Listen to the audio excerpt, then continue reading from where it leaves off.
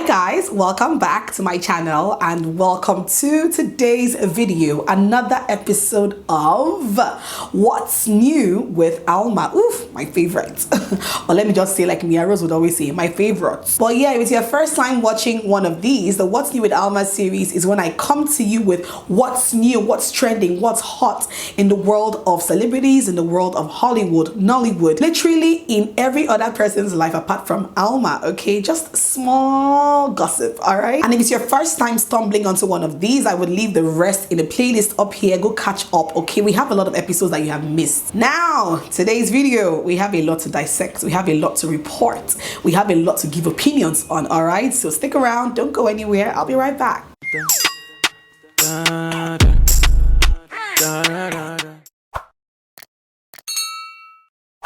First off, it is no longer news that half of Nigeria is underwater. Okay, maybe I'm actually exaggerating, but some parts of Nigeria have been underwater for weeks and weeks and weeks, and nobody is saying anything about it. Nothing is happening. First off, Lokoja has been flooded for weeks on end, and that has affected transportation between Abuja and so many other cities, because Lokoja is the transit city for a lot of motorists who are coming to Abuja from other parts of the country or coming from Abuja going to other parts of the country. You must always pass Lokoja. Like, you must always. And Lokoja has been flooded for weeks, at this point months. This has also made us here in Abuja suffer fuel scarcity because fuel tankers cannot move to and fro easily like they used to between other parts of the country and Abuja. It is crazy because I hear that over 700 persons have been displaced. Have you guys seen the videos of this flood? Have you guys seen pictures and videos of how bad this flood is? I feel like nobody is really talking about it that much. I feel like it's all just social media gimmicks and nobody is really doing anything about it. The government, let's not even get into the government now, okay? Let's not even get into them, because you guys know that literally when it comes to our well-being, we are on our own in this country, okay? We are clearly on our own. Now, not just Lokoja, other parts of the country have also been submerged underwater. Parts of Anambra, parts of Bayelsa State, parts of Rivers State. And it's crazy because just yesterday, there was a report that parts of Lagos are going to feel parts of this flood as well. And I'm just like, okay, so now we're just announcing that the flood is coming, no evacuation measures are being put in place, no relief materials are being sent to people who have been displaced from their homes. Nothing is being done. All I see on social media is canoes carrying people up and down. People are now moving around with canoe. People are now paddling from place to place with canoe. It's just like, this is just another confirmation that this government has failed us. This government has failed us woefully. Nobody is saying anything about it. Not the state governments, not the federal government. I am not going to rant. This video is not going to be a rant video, okay? It's not going to be a rant video, but let me know your thoughts in the comment section below on the current flooding situation in Nigeria right now as we speak, right now at this moment. Let me know your thoughts on it. Maybe there's something I'm missing out. Maybe there is something I don't know, because from what I know, I can't see any proper measure being put in place to manage the situation. So let me know in the comment section below. And I'm sorry if you have family members or you know people who have been displaced by this flood. My heart goes out to you, and I hope a proper solution comes up soon, because we're just carrying on like nothing is happening, like nothing is going on. Meanwhile, half of the country is underwater. It's crazy. Next up, let's talk about the Ooni of Ife and his many wives. Yes, the Ooni of Ife. Now, if you're watching me from any other parts of the world aside Nigeria, the Ooni is a traditional ruler of the Yoruba kingdom, a very revered ruler, if I might add. And I'm not sure when this particular Ooni was coronated. I think it was, put a date if I can find it. But he is, of course, of a much younger generation than his predecessors and all of that. And he got married, was it 2 years ago or 3 years ago? Not long after his coronation, he got married to an evangelist, okay? This woman, and it caused so much, you know, controversy at the time. There was so much gist and news about it, but not long after they got married, she left the marriage, okay? Now, the Ooni of Ife seems to be on a journey to marry as many wives as possible in the shortest possible time, because the Ooni has married his 6th wife in the space of 2 months. Yes, you got that right. You got that right. In the last 2 months, he has married 6 wives. Okay. Okay, and if I can find their pictures, I will put them on the screen for you to see, from the first wife down to the sixth wife. And you know, these are not just anyhow women. These are not just women that somebody just suggested one day and just, these are women of timber caliber. These are women from very respected homes, respected families. These are women with a nice CV. This is, I even saw one was a manager or something at Nest Oil. Like, these are women who have done very well for themselves, from popular families or something. These are women of timber and caliber that the Ooni of Ife is marrying every other week. And I'm not sure what the tradition is in Yoruba land, but obviously it's tradition. I'm sure he can marry as many wives as he pleases.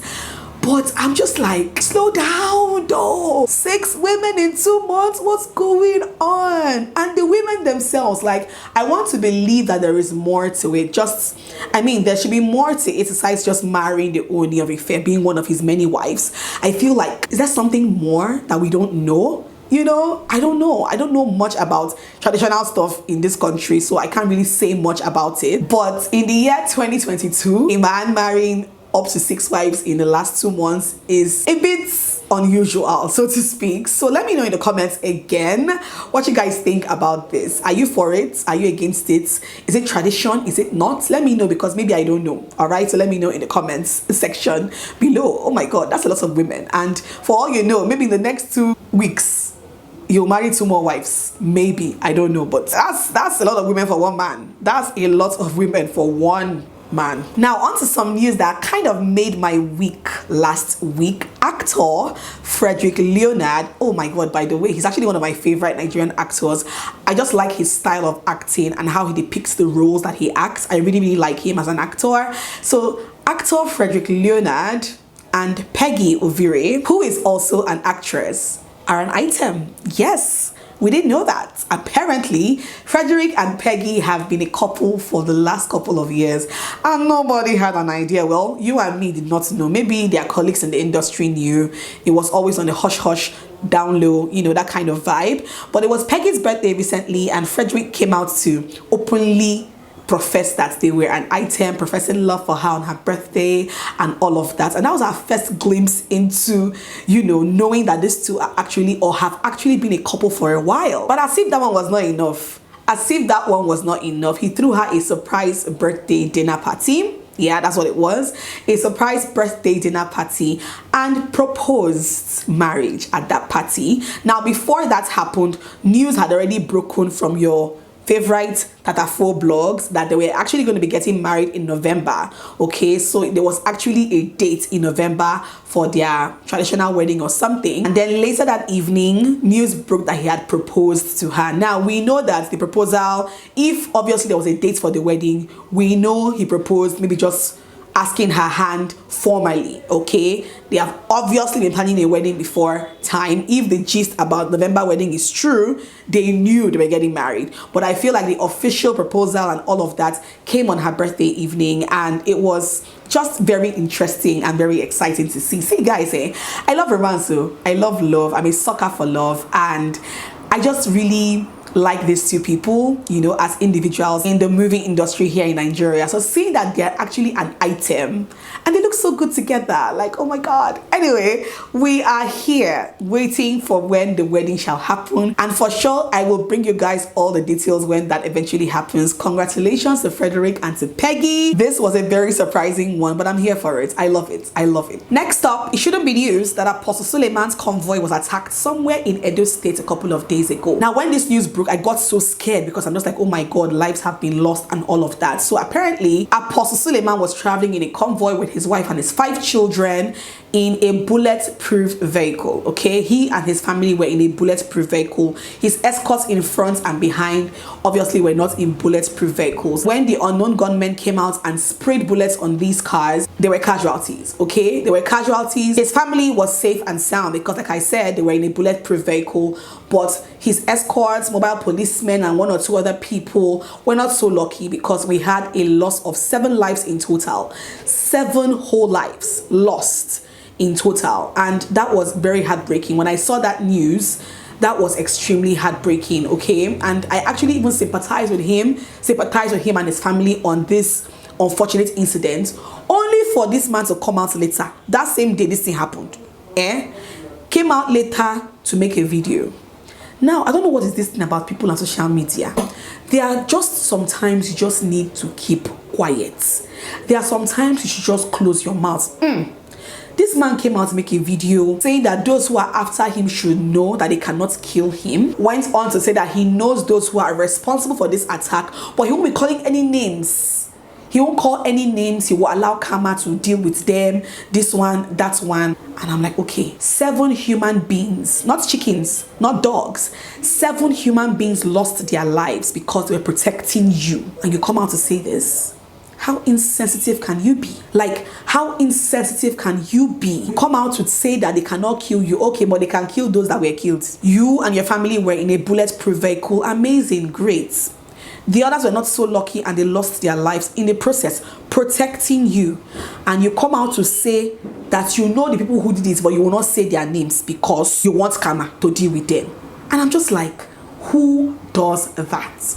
Apostle Suleman. Instead of coming out and making a video like that, why not just keep quiet? You are mourning the loss of 7 lives and you come out to make this video. I'm sorry, but that video was basically you rubbishing the lives of those who had just died, in my opinion, because you made it clear that they don't deserve justice. You know, well, according to you, you know those behind the attack, but you don't want to come out and say it. Like, really? So they don't deserve justice? Those people that died because of you don't deserve justice? Is that what you're saying? Is that what you're insinuating? Oh, you guys, I don't know how things are done in this country, man. I don't know, because that video pissed me the hell off.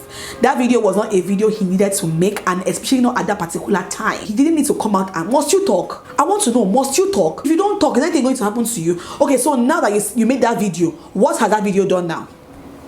Now that you made that video, you now let us know that they cannot kill you. And like, what has that video done to better the situation? What? Anyway, thank God nothing happened to him and his family. I mean, those 5 innocent children. Thank God that everybody was safe and sound. But at the same time, it's heartbreaking that 7 people had to lose their lives to this. It's completely heartbreaking. And I really, really hope that the culprits are found and brought to book, because I don't know what this man is saying. I don't know. And moving on to even more heartbreaking news, I saw this on Instagram yesterday that there was a man in Imo State who assaulted his 2-month-old baby because he wouldn't, is he a he or a she, wouldn't stop crying at night, would not allow him to enjoy his sleep. A full-grown man woke up in the middle of the night and used a plastic hanger on a 2-month-old baby. Hit this baby so much that he broke her arm.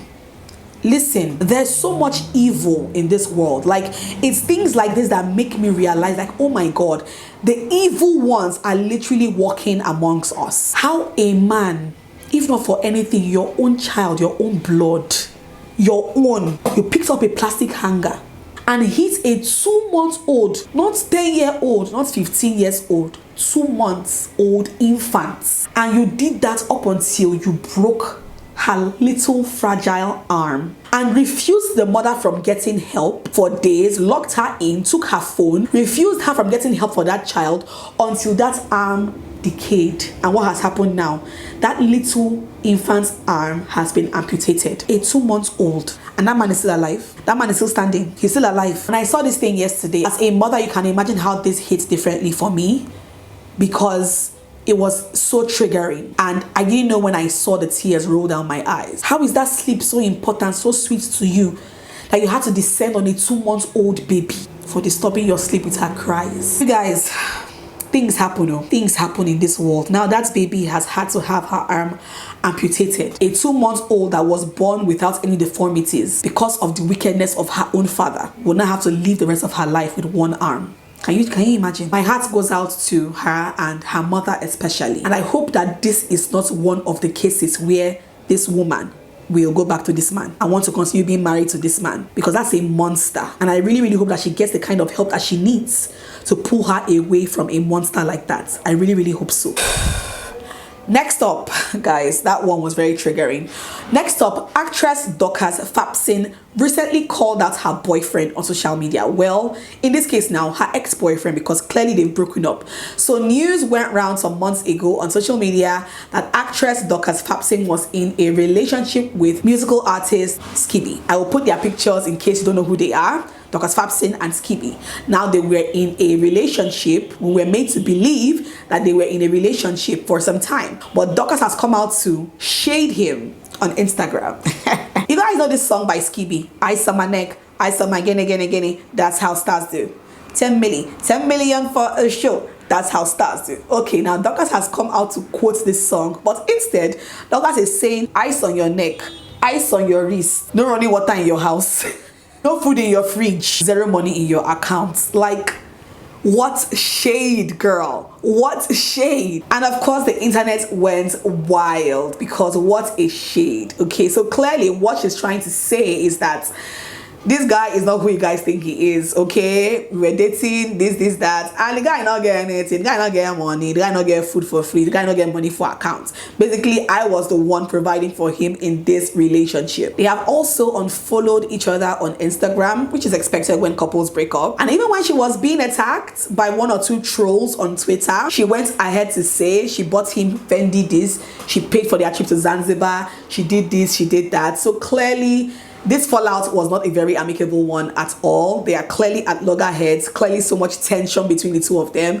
and she's wasting no time in calling him out on everything, which is crazy. The part that made me laugh is the ice on your neck, ice on your wrist, no food in your fridge, no money in your account. It's like, girl, that was savage. But yes, Dorcas Fabson and Skippy are obviously no longer together. Now on to some foreign gist. Britain has appointed their 57th Prime Minister, and this comes after the 56th Prime Minister resigned after only 49 days in office. Only that woman knows what her eyes saw in the office. Maybe they think being Prime Minister is beans, but she got in there and it was not what she expected. So 49 days after, she did what? She resigned and took to her heels. And now Britain has appointed Rishi Sunak, a South Asian, the very first person of color to be Britain's Prime Minister ever, and the youngest ever, the youngest in 200 years, I think, which is basically like, of course, Britain's modern political history. He's the youngest PM at 42 years old. And I don't know why that makes me feel good, because it just shows that, you know, that country is becoming a lot more inclusive. I mean, for a South Asian to be holding the highest office, aside of course the monarchy, the highest office in Britain is Prime Minister, and now a South Asian holds that position. That's amazing. It just shows that the world is, you know, becoming a lot more inclusive now, and you know, it's just really good news. So congratulations are in order to Rishi Sunak, and I hope that his tenure is a lot longer than 49 days, please. I hope so. And then last but not least, if you have been living under a rock, you probably will not have known this, but the UAE has imposed a travel ban on Nigeria. Yes, once again, it seems like we're always fighting with the UAE. I don't know what Nigerians have done to the UAE.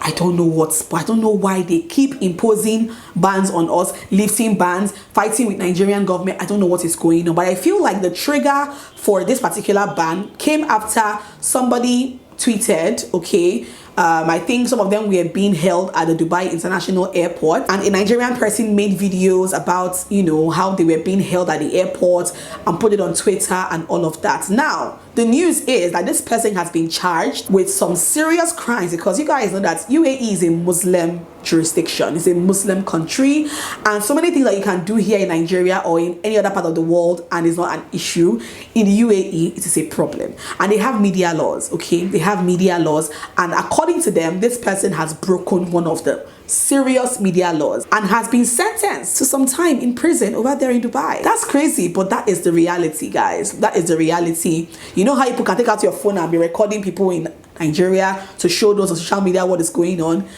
You can't do that in the UAE. Now somebody has entered hot water for this, and she is going to be serving some time in prison in Dubai for this, which is crazy. And I feel like this has led to the ban that the UAE has now placed on Nigeria. It's just crazy because, heck, I love Dubai. I was in Dubai earlier in the year, and I do love the country.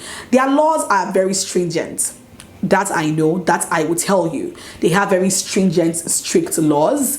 And I would always tell people, while in Rome, act like the Romans. While in Dubai, act like the Dubaians, if that makes any sense. On the other hand too, Nigerians contribute an immense quota to the tourism sector in Dubai. Nigerians go to Dubai more than any other country in the world, okay? So to see this ban being put into play again for the opt-in time this year is a bit pushing it, don't we think?